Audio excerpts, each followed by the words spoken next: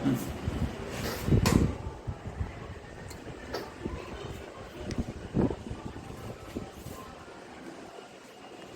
यहाँ बता रहे थे कि पेयर ऑफ लीनियर इक्वेशन को किस तरह से सॉल्व किया जाता है। पहला मेथड होता है बाय ग्राफ, दूसरा मेथड होता है बाय सब्स्टिट्यूशन, थर्ड मेथड होता है बाय एलिमिनेशन और फोर्थ मेथड होता है बाय क्रॉस मल्टीप्लिकेशन। ठीक है, सबसे पहले हम लास्ट के 3 मेथड के बारे में बात करेंगे। उससे भी पहले हम एक नई चीज के बारे में बात करेंगे कि लीनियर इक्वेशन जो होती है वो कब कंसिस्टेंट होती है और कब इनकंसिस्टेंट होती है। इसका मतलब क्या होता है ये अभी हम आपको आगे बता रहे हैं। ठीक है, तो चलिए हम जरा इस पे बात करते हैं। मान लीजिए 2 इक्वेशन है वो इस फॉर्मेट में लिखी। एक लिखी है a1 b1 a1x प्लस लिखा है b1y plus c1 equal to 0। दूसरी इक्वेशन लिखी है a2x plus b2y plus c2 equal to 0। ये 2 इक्वेशन लिखी है। पहली इक्वेशन लिखी है a1x plus b1y plus c1 equal to 0। दूसरी इक्वेशन लिखी है a2x plus b2y plus c2 equal to 0। अब हमको ये बताना है कि ये दोनों जो इक्वेशन हैं कब कंसिस्टेंट होती है कब इनकंसिस्टेंट होती है। तो सबसे पहली बात हम कर रहे हैं कंसिस्टेंट की। तो कंसिस्टेंट कब होगी? जब a1 upon a2 not equal to हो b1 अपॉन b2। दूसरी बात कि जब a1 upon a2 equal to b1 upon b2 equal to c1 upon c2। ये दोनों जो कंडीशन होती है, इन कंडीशन पे इक्वेशन जो होती है वो होती है कंसिस्टेंट। और अगर a1 upon a2 equal to कोई b1 अपॉन b2 और नॉट इक्वल टू है c1 अपॉन c2, इस कंडीशन पे होता है इनकंसिस्टेंट। अपनी तरफ का स्पीकर बेटा आप लोग बंद कर लीजिए, आवाज यहाँ इको आ रहा है। स्पीकर बंद कर लीजिए, आप समझिए, जो ना आए वो पूछिए। फिर से एक बार देख लीजिए, 2 इक्वेशन इस तरह से दी हुई है। हमको बताना है कि कंसिस्टेंट कब होगा। तो कंसिस्टेंट होने की कंडीशन होती है कि जब a1 upon a2 not equal to b1 upon b2 हो, तो या a1 upon a2 b1 upon b2 c1 upon c2। क्या बेटा?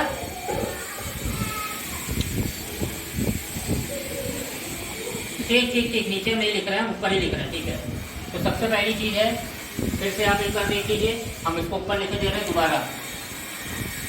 फिर से लिख देते हैं ऊपर हम इस तरह की इक्वेशन लिखी हुई है। तो सबसे पहली चीज है कि a1 upon a2 equal to b1 upon b2 बराबर नहीं है।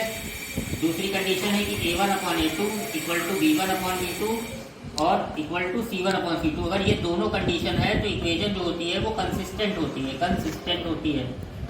इसके बाद अगली कंडीशन है कि a1 upon a2 b1 upon b2 के बराबर है, लेकिन c1 अपॉन c2 के बराबर नहीं है, तो इनकंसिस्टेंट होती है। इसके अलावा इसी में एक और चीज है, ये वाली जो कंडीशन होती है पहली वाली, इसमें जो होता है यूनिक सोल्यूशन होता है, unique solution.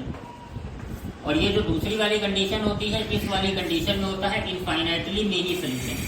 Infinitely many solution होता है इस कंडीशन में। और ये वाली जो कंडीशन होती है थर्ड वाली, इसमें होता है नो सोल्यूशन।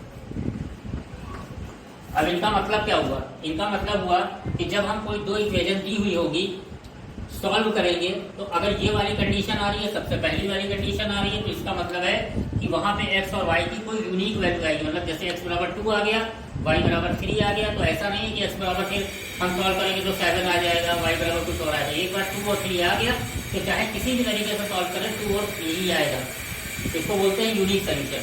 दूसरी कंडीशन इनफाइनाइटली मेनी सोल्यूशन। इस कंडीशन में जो है x की कई वैल्यू आ सकती है, 2 3 4 5 6 कुछ भी आ सकता है, माइनस में कुछ भी 0, y की इसी तरह कई वैल्यू आ सकती है। और तीसरी कंडीशन है इनकंसिस्टेंट यानी नो सोल्यूशन। इसमें जो है x y की कोई वैल्यू नहीं आएगी, कोई वैल्यू एग्जिस्ट ही नहीं करेगी। हाँ बोलिए।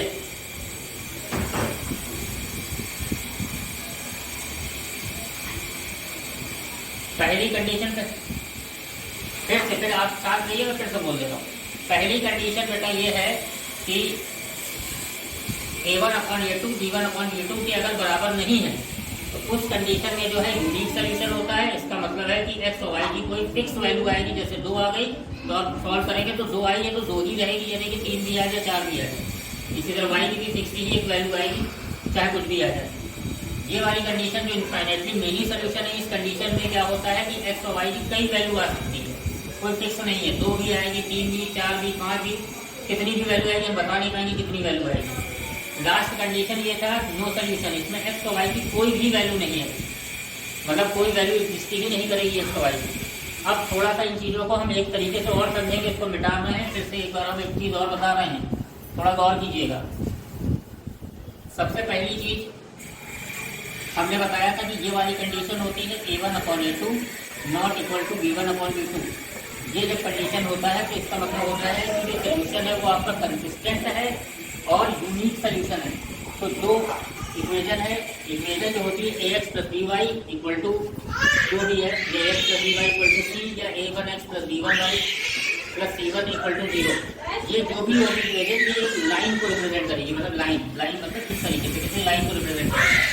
तो अगर ये वाली कंडीशन है तो जो दोनों लाइनें होंगी, मतलब दो इक्वेशन है हमारे पास, एक ये है a1x + b1y + c1 equal to 0 और दूसरी इक्वेशन है a2x + b2y + c2 equal to 0। यानी ये वाली जो अगर कंडीशन आ रही है तो इसका मतलब कि दोनों लाइनें, एक लाइन ये और एक लाइन ये दोनों लाइन आपस में एक दूसरे को इंटरसेक्ट करेगी। मतलब इस कंडीशन में लाइन जो होगी वो इंटरसेक्टिंग लाइन होगी, इंटरसेक्टिंग लाइन इस वाली कंडीशन में। ये कंडीशन क्या बताती है? ये कंडीशन बताती है कि सोल्यूशन जो है वो कंसिस्टेंट है, उसका यूनिक सोल्यूशन है और जो लाइन बनेगी वो इंटरसेक्टिंग लाइन बनेगी। ठीक है। दूसरी बात हम करते हैं कि जो दूसरा हमने आपको बताया कि a1/a2 और b1/b2 इक्वल टू c1/c2। तो यहाँ पे जो हमने बताया कि यहाँ पे मेनी सोल्यूशन होगा, इनफाइनाइटली मेनी सोल्यूशन। इस कंडीशन में लाइन क्या होगी? जैसे एक लाइन ये है तो जो दूसरी लाइन होगी, दूसरी लाइन जो होगी, दूसरी लाइन ये होगी कि इसी के ऊपर से दूसरी लाइन चली जाएगी, मतलब कोइंसाइड होगी। कोइंसाइड का मतलब एक के ऊपर एक, हम बता नहीं पाएंगे कि दोनों लाइनें कौन सी लाइन कौन सी है। कोइंसाइड का मतलब एक के ऊपर एक लाइन होगी। तो यहाँ पे जो होगा इसको बोलेंगे लाइन जो होगी वो कोइंसाइड होगी, कोइंसाइड होगी। ठीक है। तीसरी कंडीशन जो हमने बताया था कि a1 ऊपर लिख देना, लिखेगा नहीं, a1/a2 equal to b1/b2 not equal to c1/c2। ये वाली कंडीशन में नो सोल्यूशन होता है, मतलब दोनों लाइनें एक दूसरे को टच ही नहीं करेंगी, पैरेलल होंगी, यानी इस वाली कंडीशन में पैरेलल होंगी। ठीक है। इस चीज को उतार लीजिए, आप इस चीज को उतार लीजिए, इसको भी सही रख देगा, रखने पे भी हो जा रहा है, इसको उतार लीजिए।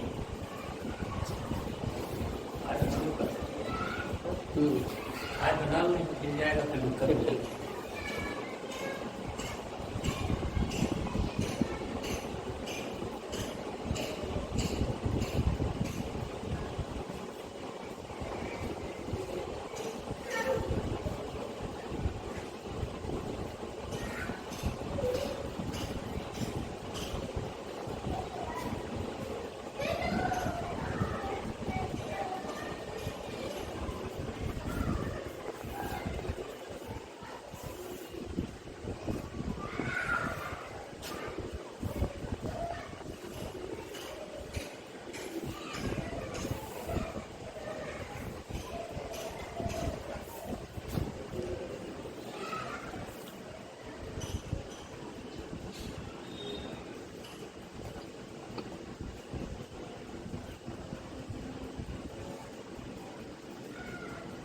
इसको बिठा रहे हैं, हम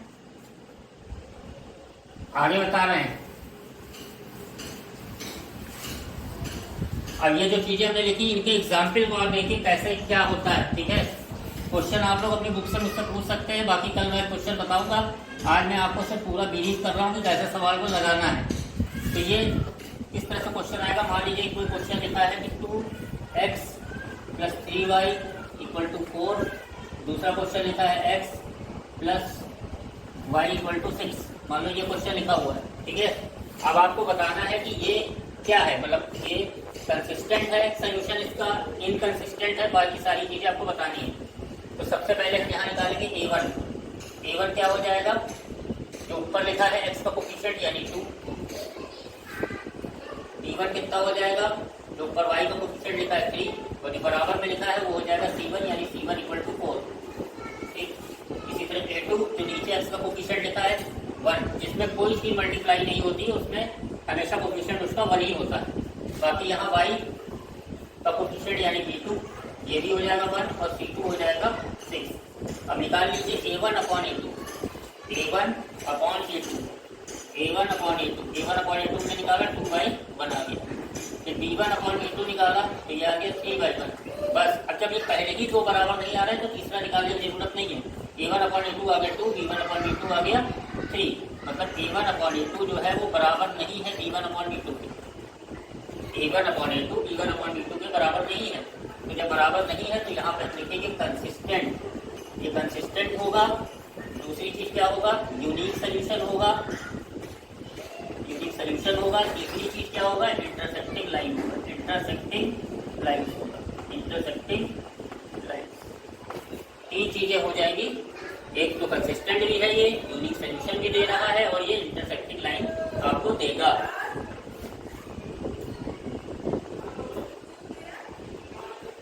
कंसिस्टेंट हो गया, यूनिक सोल्यूशन हो गया, इंटरसेक्टिंग लाइन हो गया। ठीक है, इसको डाल लीजिए।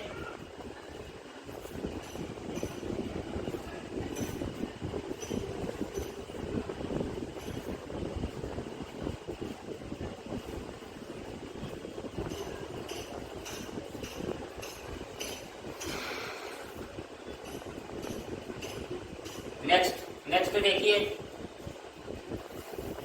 एक और एग्जाम्पल हम दिखाते हैं आपको। नेक्स्ट एग्जाम्पल में क्या है, मान लीजिए कोई दूसरा एग्जाम्पल है। मान लीजिए कोई लाइन लिखी है x + y = 4, यहाँ लिखी है x 2x + 2y = 6। यहाँ पे क्या है, a1 क्या है, a1 1 है, b1 क्या है, वो भी 1 है, c1 क्या है, 4 है, a2 क्या है, 2 है, b2 क्या है, 2 है और c2 क्या है, 6 है। अब हम वही निकालेंगे a1/a2 निकाला तो आ गया 1/2,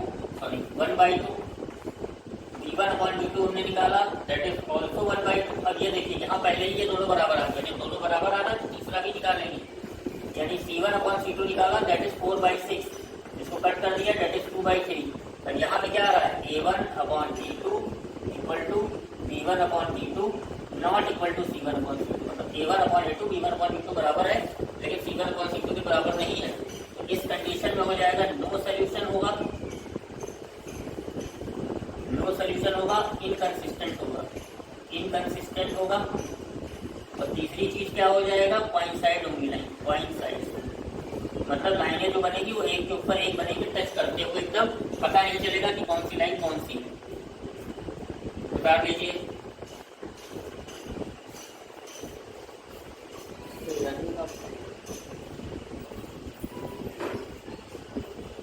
अच्छा 10 मिनट 35 मिनट की क्लास चलती है, केवल 35 से 40 मिनट की।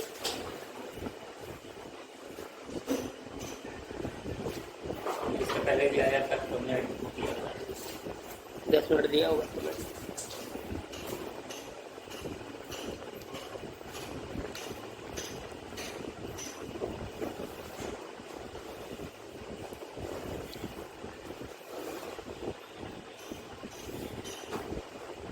चलिए अगला क्वेश्चन देखिए, एक और देखिए, बैठा रहे हैं इसको। थर्ड है, कोई लाइन लिखी है 2x + 4y = 6। यहाँ हमने कोई लाइन लिखी 4x + 8y = 12। यहाँ पे निकाल लीजिए a1 कितना है, a1 2, b1 4, c1 6, इसी तरह a2 4, b2 8 और c2 12। फिर वही b1/a2 b1/b2 निकालते हैं। सबसे पहले a1/a2 दैट इज 2/4, ये आ गया 1/2, काट लीजिए अगर कट रहा है तो। b1/b2 निकाला that is 4/8, this is also 1/2। यहाँ ये दोनों बराबर आ रहा है तो तीसरा निकालेंगे, यानी c1/c2 this is also 4/8, 6/12, this is 1/2 also. ठीक है, यहाँ पे हम देख रहे हैं कि a1/a2 b1/b2 C1/C2 तीनों बराबर आ रहा है, तीनों बराबर आ रहा है, इसका मतलब है कि यहाँ भी कंसिस्टेंट होगा। लेकिन इनफाइनाइटली मेनी सोल्यूशन होंगे, इनफाइनाइटली मेनी सोल्यूशन होंगे, many solution, infinitely many solution होगा। और तीसरी चीज यहाँ पे हम ये कहेंगे कि लाइंस किस तरह की होंगी, ठीक है। इसके पहले जो कि लाइन जो वहाँ पे थी, अगर गलती से वहाँ बोल दिया था कोइंसाइड होगी लाइन, सॉरी, वहाँ पे लाइनें जो होंगी इसके पीछे वाले में हाँ कोइंसाइड बोले थे वहाँ पे लाइन ना, हाँ तो वहाँ गलत बोल गए थे। वहाँ पे लाइनें जो होंगी इसके पहले वाले में, वहाँ पे लाइन पैरेलल होगी, क्योंकि जब नो सोल्यूशन होगा तो लाइन पैरेलल होगी। हमने पहले बताया था आपको, नो सोल्यूशन पे लाइन पैरेलल होगी। और यहाँ पे लाइनें क्या हो जाएंगी, जब तीनों आपस में बराबर रहेंगी तो लाइन कोइंसाइड होगी, मतलब एक के ऊपर एक लाइन होगी, तो यहाँ कोइंसाइड हो जाएंगी लाइन। अगर मैं पीछे कोइंसाइड लिख दिया था इसके पहले वाले में, वहाँ पे सही कर लीजिएगा, वहाँ कोइंसाइड नहीं होंगी फिर लाइनें, वहाँ पे पैरेलल लाइन होगी, पैरेलल लाइन होगी, ठीक है। A1/A2 B1/B2 और C1/C2 बराबर नहीं आता है, तो लाइन्स पैरेलल होती है, कंपनी का तीनों आपस में बराबर आ जाता है। तो वहाँ पे लाइनें जो होती हैं, जब तीनों आपस में बराबर आ जाता है तो लाइनें वहाँ पे कोइंसाइड हो जाती है, ठीक है। इसके बाद हम एक सवाल आपको और बताएंगे जिसमें सोल्यूशन को किस तरह से सॉल्व किया जाता है, और मेथड सब्स्टिट्यूशन मेथड आप बताएंगे आज आपको, सब्स्टिट्यूशन मेथड, सब्स्टिट्यूशन मेथड आज हम बताएंगे आपको। इसको लगाने के बाद आप ये इसको उतार लीजिए, फिर हम सब्स्टिट्यूशन मेथड आपको बताते हैं कि सब्स्टिट्यूशन मेथड कैसे लगाया जाता है।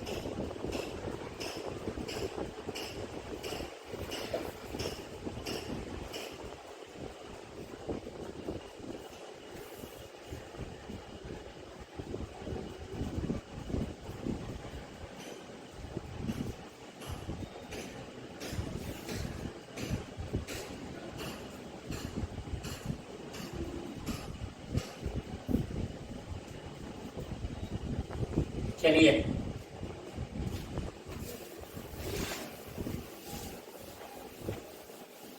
सब्स्टिट्यूशन मेथड देखिए। सब्स्टिट्यूशन मेथड का मतलब क्या है कि दोनों इक्वेशन को सॉल्व करना और सॉल्व करके हमको एक्स वाई की वैल्यू निकालना है with the help of substitution method. तो क्वेश्चन हमने ये अपनी तरफ से पुट कर लिया। मान लीजिए कि इक्वेशन है 3x + 4y = 6, दूसरी इक्वेशन है 2x + y = 2। ये दो इक्वेशन है, हमको यहाँ पे सॉल्व करके एक्स और वाई की वैल्यू फाइंड करनी है with the help of substitution method.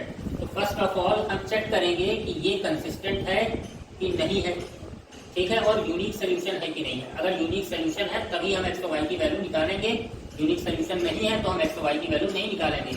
तो now the value of A1 is 3, the value of B1 is 4, the value of C1 is 6, value of A2 is 2, value of B2 is 1, value of C2 is 2. Now A1/A2, A1/A2, this is 3/2, and B1/B2, this is 4/1. Here we see कि A1/A2 is not equal to B1/B2. यहाँ पे A1/A2 B1/B2 के बराबर नहीं है। यहाँ देखेंगे तो बराबर नहीं, तो तीसरा निकालने की जरूरत नहीं होती है, ठीक है। A1/A2 does not equal to B1/B2। इसका मतलब है कि यूनिक सोल्यूशन है, यूनिक सोल्यूशन है, ये हो गया आपका यूनिक सोल्यूशन। अब यूनिक सोल्यूशन है तो हमको सब्स्टिट्यूशन मेथड का यूज करके एक्स वाई की वैल्यू निकालनी है। तो इसको हम इक्वेशन 1 मान लेंगे, इसको इक्वेशन 2 मान लेंगे। यानी लिखेंगे फ्रॉम इक्वेशन 1, पहले इक्वेशन से अब बात कर रहे हैं तो here we see 3x + 4y = 6, this is equation number 1, ठीक है। यहाँ देखते हैं।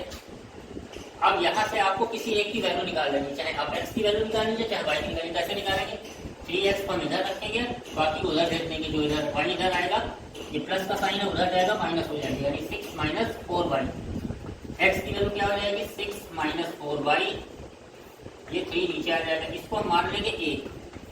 अब हमने फर्स्ट का यूज कर लिया है, अब हम सेकंड पे आ जाएंगे, यानी कि फ्रॉम 2 क्या है, 2x + y = 2। अब यहाँ क्या करेंगे, पुट वैल्यू ऑफ x। अब हम यहाँ x की वैल्यू रख देंगे, तो that is 2। What is the value of x, this is 6 - 4y/3। Plus y equal to 2। कितना उतार लीजिए,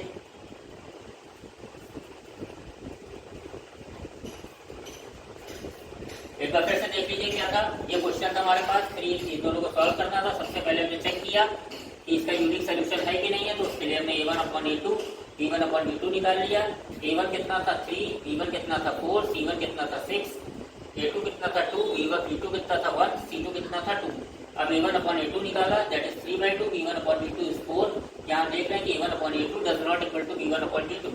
तो when a1/a2 not equal to b1/b2 then solution is unique, मतलब यूनिक सोल्यूशन होगा। उसके बाद जब यूनिक सोल्यूशन, तब हम आगे बात करेंगे। सबसे पहले we have to take the equation 1। हम सबसे पहले पहला समीकरण उठा लेंगे, दैट इज 3x + 4y = 6। यहाँ से हमने x की वैल्यू निकाली, जैसे बाकी x वाले को इधर रखा, बाकी को उधर ट्रांसफर कर दिए इक्वेशन दूसरी तरफ। 3x = 6 पहले से था, 4y उधर जाएगा, प्लस था तो माइनस हो जाएगा। यहाँ से x की वैल्यू निकाला, x को नीचे भेज दिया, मतलब 3 को नीचे भेज दिया, तो दैट इज 6 - 4y/3। इसको इक्वेशन 1 मान लिया, इसको इक्वेशन 1 मान लिया। अब इक्वेशन 2 में हम दोबारा आ जाते हैं। पहले को हम यूज कर चुके थे, तो 2 को ले लिया, तो that is 2x + y = 2। Put the value of x in 2। x में जो है हम, मतलब इस 2 में जो है x की वैल्यू हम रख देंगे, यहाँ पे रख दिया। अब इसके बाद हम आगे सॉल्व करते हैं।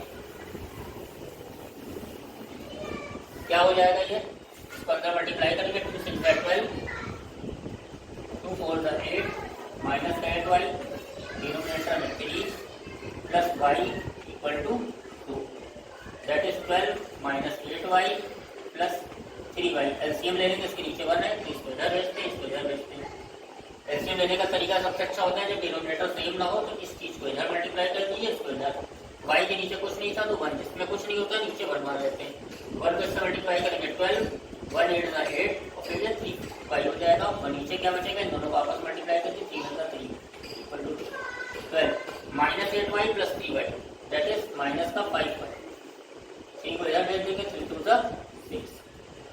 अब क्या करेंगे, -5y इधर ही रहने देंगे और 12 को इधर ले जाएंगे, तो 6 - 12 ये हो जाएगा माइनस का 6, यानी हो जाएगा माइनस का 5y इक्वल टू माइनस का 6, यानी y इक्वल टू 6/5। ये y की वैल्यू आ गई। अब फ्रॉम a क्या था हमारा, जो हमने x निकाल कर रखी है, ये इसमें आ जाएंगे, यहाँ रख देंगे y की value, x equal to 6 - 4, y की जगह रख देंगे 6/5, टोटल नीचे था 3। एलसीएम ले लेंगे, 5 × 6 = 30, 6 × 4 = 24, ये वाला 5 और ये नीचे 3 पहले से। सॉल्व करेंगे, 6/5 × 3, 3 × 2 = 6, यानी 2/5। आंसर x और y की वैल्यू इस तरीके से निकाल ली जाएगी। बंद हो गई क्लास, बंद हुई है, इसको यहाँ रखो।